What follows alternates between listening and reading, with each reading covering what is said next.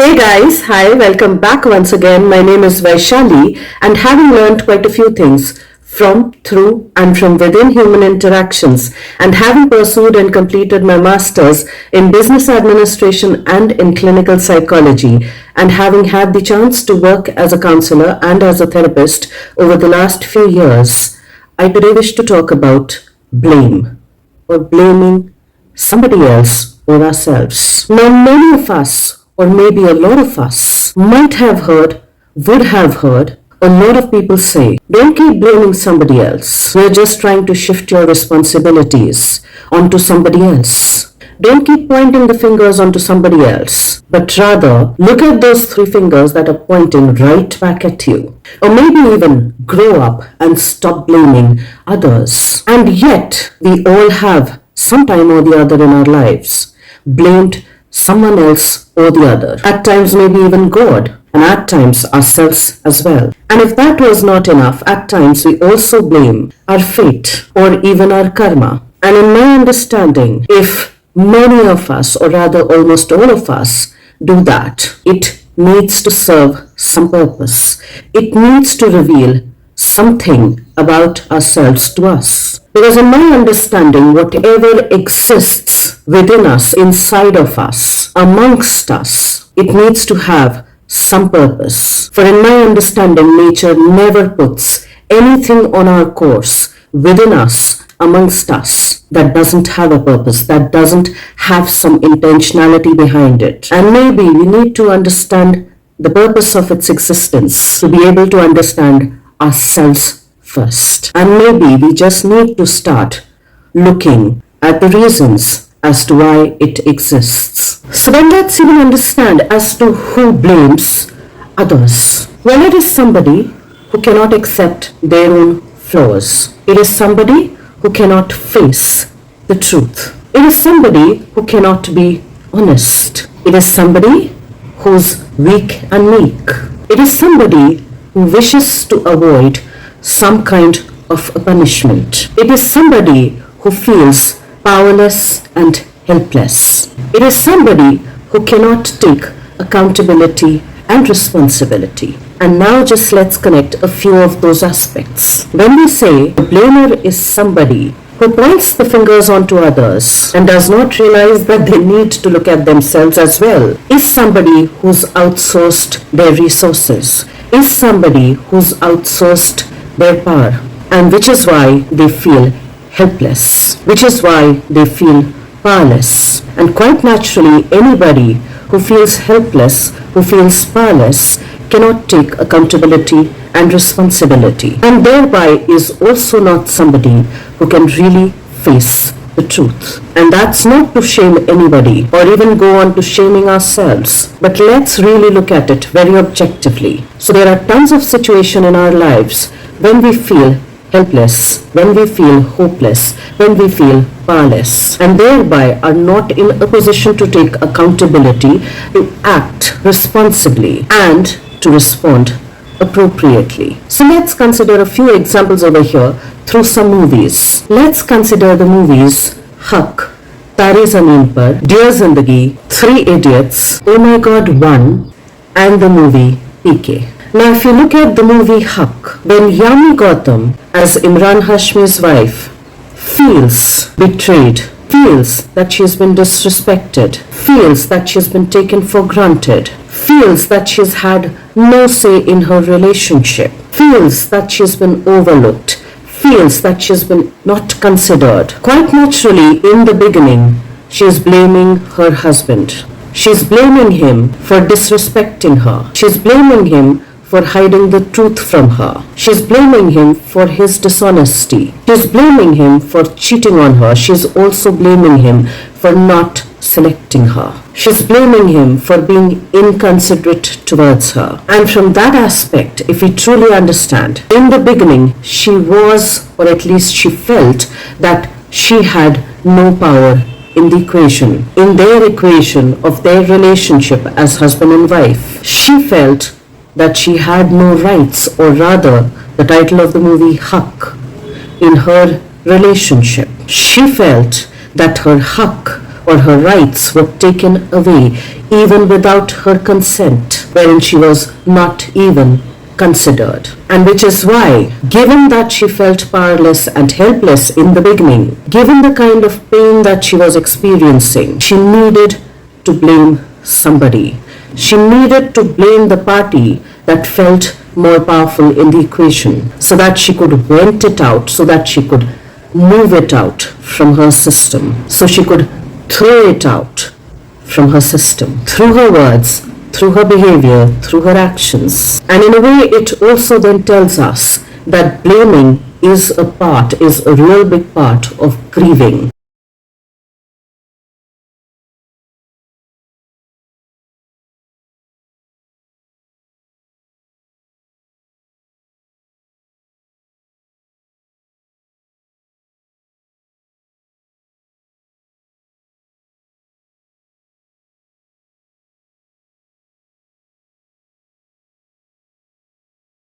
And unless we have taken that out from our system completely, we cannot create an inner space to have the ability to respond appropriately. For it is always the person who feels powerless, who feels helpless in any equation, is usually the one to blame. So when we are blaming somebody, emotions, the thoughts that also get associated with that aspect, with blaming, is one feeling helpless, is one feeling powerless, is somebody who's in real pain, is somebody who's venting out their pain, is expressing their pain, their anger, their frustration, is somebody who's venting out their sadness, is somebody who's grieving the aspect of feeling powerless, of feeling helpless, of feeling disempowered, of feeling inconsidered. Now, if you consider the other movie, Dear Zindagi, where Alia Bhatt as a character was going to a therapist, towards the second half of the movie, starts blaming her parents for almost all of the things that are going wrong in her life, be it her relationships or be it her career. And she goes on to express what kind of shame she's been carrying for most of her life, what kind of abandonment wound she's carrying inside of herself for most of her life, what kind of feeling with regards to not being considered as a child has she been carrying for most of her life. She's not just venting it out, but apart from venting it out, she's also expressing her needs, her desires, her wants to be considered, to not be shamed constantly for being moody, for being Mufat, for being too emotional, for not being consistent with regards to her personal life or her professional life. She's bringing to the table what had been pushed aside, what had been brushed aside, what had been covered, what had been repressed and what had been suppressed. She's grieving the childhood that she never got to have with her parents. She's grieving the loss of the parents that were not there for her when she needed them as a child. She's expressing her anger not just with regards to that, but also in keeping with her comparison with her brother constantly, which made her feel incompetent, which made her feel not good enough, which made her feel ashamed of herself for a large part of her life. And in a way, through that, she's not just venting it out, but she's also addressing her needs, her desires, and her wants that she expects from her family, that she wants to be delivered mutually between her and her parents. Now let's look at the movie Tare Zameen Par. Over here, we'll see that the parent is blaming the kid for not being like his elder sibling. The parent blaming Ishan for not being as competent as his elder brother, be it in studies, be it in his behavior, or be it in sports. And in a way, we weirdly realize that over here, the parent is the one who's more angry. The parent is the one who's feeling more frustrated. The parent is the one who's feeling more pressurized. The parent is the one who's feeling helpless. The parent is the one who's feeling powerless. And maybe this parent feels the pressure from the society, from within their own extended family members, which is not shown in the movie, but that might just be a reality, from the other parents, and their own stress from within their relationship and their work. And because they are not able to hold it and contain it and deal with it, or rather respond to those stressors appropriately, they start taking it out on the child. They start blame shifting. They start blaming the child for not being smart enough, for not being good enough, for being dumb, for being careless, for being rude, for being incompetent. And when all of that is thrown onto the child starts to absorb it.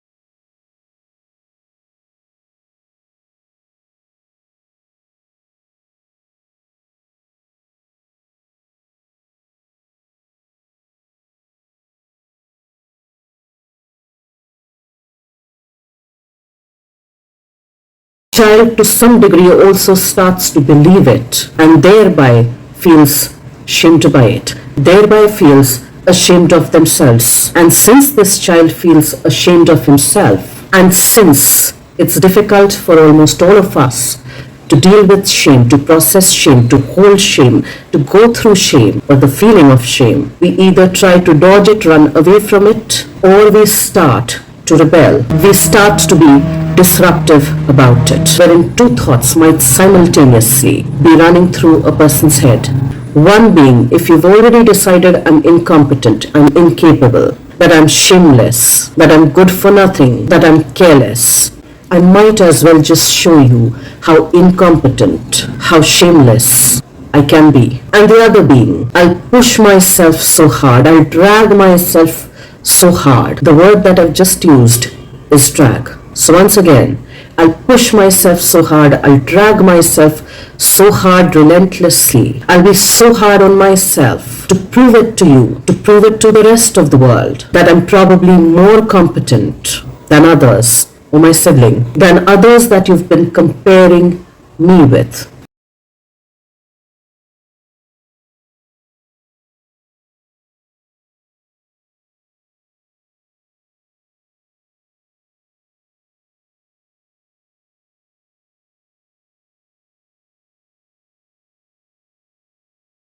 That I'll not hold any space for compassion and for self-love for myself, because I need to feel loved by you.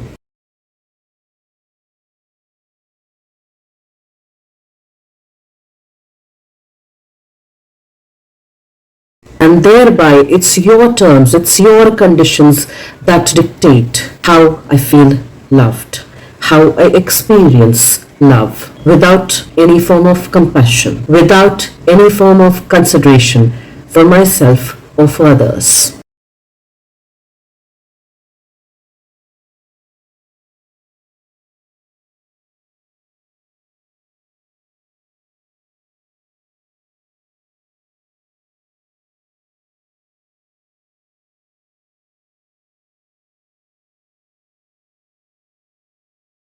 Now let's reflect on the movie Three Idiots. Here in this movie, just to cite one example, we'll notice Kareena Kapoor's character Pia and Amir Khan's character Funsuk Wanghu, and in college as Ranchor Das Chachar, blaming the principal for the death of her brother and for the death of one of the students' Joy. And quite naturally, we'll also see that the power dynamics within these equations is quite obvious. The father and the principal of the college quite naturally holds more power, holds more authority, and thereby quite naturally has a larger say, has a bigger say on what should be done and what should not be done, what is acceptable and what is not acceptable. And so in a way, when Kareena Kapoor as Pia in the movie says that you murdered Bhaiya, that you are the reason why Bhaiya died, why he did not choose to live anymore, was because you did not consider him, was because you did not accept him for who he was because you wanted to enforce your will on him and his life choices, was because he felt so powerless, he felt so helpless, and found it so suffocating to be under your pressure, under your unrealistic expectations, that he chose to end his life rather than living a pressurized life, rather than living a life that he was not choosing for himself. And in the similar note, when Amir Khan, as Ranchordas Chachar in the college, goes on to say that, sir, it wasn't suicide, it was murder. And I wish people could look at it differently. He was talking of the very same thing that Viru Sahasrabuddhe's daughter had expressed to him. And in a way, through this, they were trying to say, or they were trying to bring into light, was to help Viru Sahasrabuddhe understand that everybody needs to have the freedom to choose their own path. That everybody needs to have the freedom, that sense of power, to be able to make responsible choices for themselves. That everybody needs to have the power to say no, to be able to say the right yeses for themselves. Because in my understanding, when our no's, no's, do not carry the weight, is not assertive, our yeses cannot be assertive. Our yeses lose their power as well. What they were also saying was that others need to be considered. That somebody having a different point of view from yours or making different choices than you would have made does not show disrespect or failure on your part. And in a way, when they were blaming, they were not just bringing these needs, these aspects into the highlight, but they were also addressing their anger. They were also venting out their frustration. They were also venting out their grief. And thereby, blaming in the beginning is a large part of grieving as well. And we cannot cover it up with forced positivity to kind of brush it aside. Because then it's like saying that I've stuffed myself up till here, up till my throat, up till my neck with food. And then if somebody brings my favorite food in front of me, I still need to be able to, I still should be able to enjoy it. I still should be able to relish it. Well, unfortunately, it doesn't work like that. If we have stuffed ourselves up till our throat, if we have suppressed and repressed our emotions within ourselves, within our physical bodies up till our throat, and then as a metaphor with regards to food, if somebody does something nice for us, if somebody is being kind to us, if somebody is being considerate towards us, however loving the gesture might be, when I am stuffed up till my throat, I really cannot take any of that kindness, any of that niceness, any of that consideration inside of me. Because then either I'll need to stuff it, shove it down like I've done with the other aspects, with the other emotions that I've repressed and suppressed. So first, just like we'd make space within our bodies, within our system, to appreciate the niceness, to appreciate the kindness, to appreciate the consideration, we'll first need to clear out something. We'll first need to vent out something, to release out something, in order to then create a space inside to be able to accept it in the first place. Then to be able to absorb it after it's been accepted. But the release has to be done first, just like we do with the food, to then be able to accept something nice, to accept something kind when it's given to me, and then to have true appreciation and gratitude towards it will truly come from the depth of our hearts, from the depth of our being. But till that release happens, till it's been felt, till it's been addressed, no forced positivity can work. Because even if positivity then needs to be forced, it kind of feels like enforced stress, undue stress. And enforced stress and undue stress is never really helpful to anyone. It first needs to be felt and then needs to be dealt with, to actually go through it, to sit with it, to then be able to let go of it and then be able to heal it as well. So we need to feel it to be able to deal with it, to then be able to heal it. And if anything out of this is avoided, it kind of acts like a bypass surgery. It can compensate for something that got too pressurized from inside, that it needed to collapse, that it had to collapse, but it can never act like the original one. In a similar way, if we take the example of the movie PK, well, much later towards the end of the movie, PK goes on to say that even I used to cry a lot in the beginning. I used to keep complaining and blaming everybody because I had no true friends, because I felt like a misfit, because I did not feel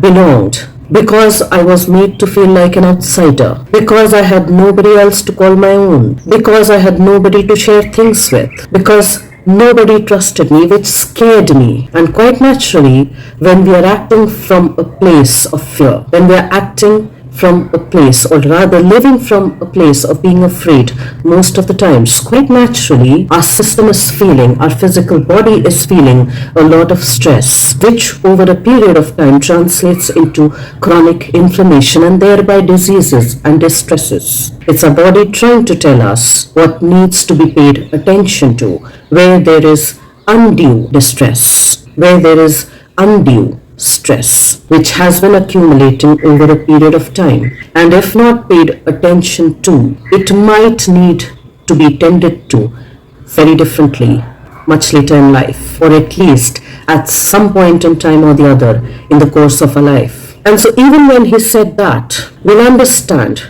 that as a person who did not know the system, who did not understand the system, who was not a part of the system, family-wise or social-wise or culturally, quite naturally was trying very hard to fit into the system, to get a sense of belonging, to feel some sense of safety. And quite naturally, when the person is talking about safety or feeling safe, they're naturally telling us that they feel helpless and thereby powerless as well. And it is only when he finds a friend in Anushka Sharma's Jaku, when he finds some kind of belonging and safety over there, when his truth is accepted, when he feels accepted as he was, he begins to feel some sense of security and safety. He begins to feel some kind of a belonging, which is rare, after which he starts to honestly and publicly speak his truth, even challenge the most authoritative people in certain positions quite publicly, which is where he is not even afraid to ask the most daunting of questions on a public platform, for he feels that he was considered and not dismissed, for he feels a sense of belonging, for he felt understood, for he felt heard, for he felt seen for the very first time in his life since coming to this planet. And here again, like he very clearly says, हम भी बहुत रोता था, that even I used to cry a lot, I used to blame a lot, I used to complain a lot, till something changed, till I felt seen, till I felt heard, till I felt belonged, till I felt understood, that I was able to respond differently, that I was able to take accountability for my responses in a more responsible, in a more accountable manner, without feeling afraid. And in a way also saying that he needed to go through his fears, that he needed to experience his fears, that he needed to experience his insecurities, to then be able to develop courage to face them, to then be able to respond in a more courageous manner, wherein he was able to then take accountability for all of his thoughts, for all of his words, and for all of his actions. So even when we are blaming somebody, or when we are even blaming ourselves, which we have learnt in our childhood because somebody else constantly blamed us, we need to be able to look into all of these aspects, to sit with all of these aspects, to go through all of these aspects, to grieve through all of these aspects, to vent out all of these aspects, to bring into light all of these aspects, to throw out all of these aspects, to then be able to have any kind of compassion for ourselves and for others as well, to be able to have any kind of self-love for ourselves and love and kindness for others as well. So before we tell somebody else, or before we even tell ourselves to act more responsibly, we first need to create that space inside of us to take accountability for our responses, which will follow later. Now in the movie Oh My God 1, wherein Paresh Rawal files a case against God for all of the business loss that he incurred with regards to the damage of his shop, with regards to all of the investment in the shop, with regards to all of the investment and all of the resources and all of the materials that was sold through the shop that he owned, which had gotten damaged as a result of an earthquake, wherein no insurance company, no human-made agency was willing to compensate for his losses, he places his grievances, he places his complaints, registers his complaints against God, and is asking for justice for all of his losses to be compensated. For it was not his own doing that had led to his losses. And in a way, if we see over here, through this we'll also notice that he felt cheated, that he was angry, that he was in pain, that he was saddened and deeply hurt by the loss that he had incurred. And in an underlying way, he was asking for justice to be met, for justice to be delivered, for his desires, for his aspiration, for his wants to be met, to be compensated for, to be addressed. Essentially stating that I want the God or somebody else, human-made agencies, the government, to hear me out, to notice my pain, to witness my loss, and to give me some kind of a treatment for it, in a way, compensate me for it. And from that lens, to a very large degree, blaming God or blaming any external factor for his pain, for his loss, for his suffering, was in a way a process of grieving, of venting out, of shedding it out, was in a way also asking for some underlying needs and wants to be met, to be compensated, to be replenished. So let's take up blaming as an act of freeing ourselves first, as an act of bringing out certain things into light first, as an act of creating inside of us a space for ourselves first, to then be able to respond appropriately with accountability. And through all of these examples, if we notice, we'll understand very clearly that it is only when all of these people, when all of these characters, with regards to different aspects, with regards to different relationships, had addressed, had vented out, had blamed, had expressed all of their emotions, with regards to feeling powerless, with regards to feeling helpless, with regards to being shamed, with regards to being criticized, with regards to being abandoned, with regards to being rejected, with regards to being neglected, with regards to not being considered, with regards to betrayal,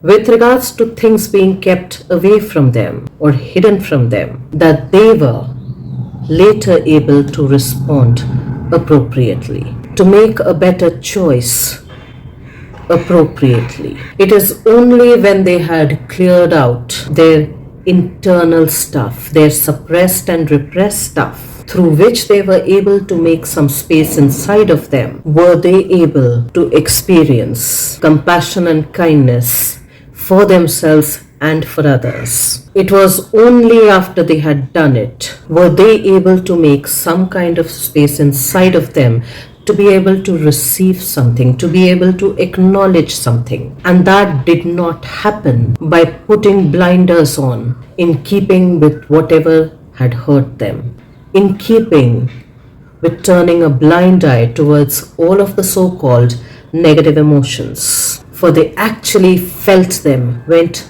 through them to be able to come onto the other side. And in a way which tells us that we cannot bypass any stuff in life, any emotion, any thought in life. We can't turn a blind eye towards it, because every aspect of our life is waiting, is wanting to be acknowledged, is waiting and wanting to be heard, to be seen, to be understood.